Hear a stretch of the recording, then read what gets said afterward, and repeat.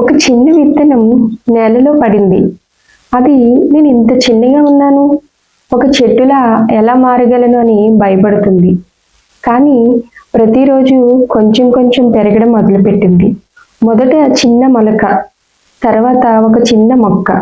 కొంతకాలానికి అది ఒక పెద్ద చెట్టుగా ఎదిగింది. పిల్లలు, మన చదువు కూడా అంతే.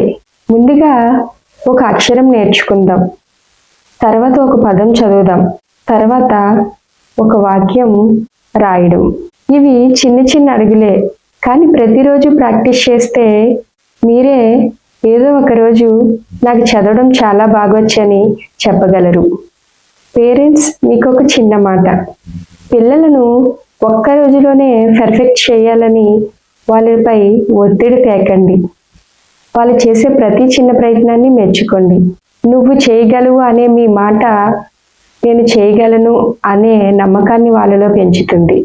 సో చిన్న ప్రయత్నం, ప్రతిరోజు ప్రాక్టీస్, పేరెంట్స్ ఎంకరేజ్మెంట్ ఉంటే అది పిల్లలకు పెద్ద సక్సెస్ని ఇస్తుంది. Thank you.